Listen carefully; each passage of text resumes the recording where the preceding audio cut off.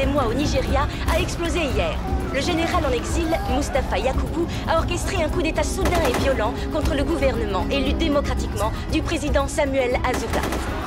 Ce pays, qui compte 120 millions d'habitants et 250 groupes ethniques, a connu une longue histoire de rivalité tribale, en particulier entre les musulmans Fulani du nord et les chrétiens Igbo au sud. Les rebelles Fulani victorieux ont envahi les rues alors que des accès de violence sporadiques se poursuivent dans tout le pays. Des dizaines de milliers de personnes ont été tuées au combat ou exécutées par la suite.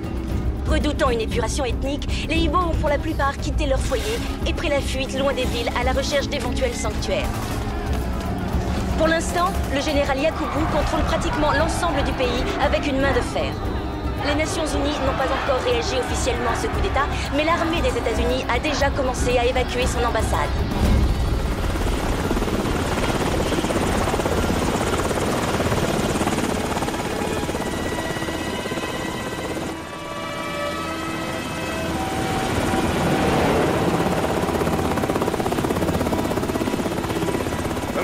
Derrière moi, sur l'USS Harry Truman, les troupes sont en action.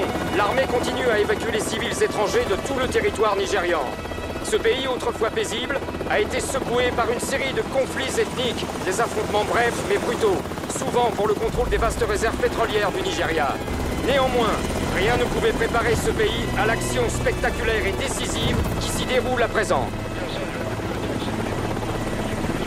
Nous apprenons à l'instant que toute la famille du président vient d'être assassinée. Je répète l'information, toute la famille présidentielle vient d'être assassinée.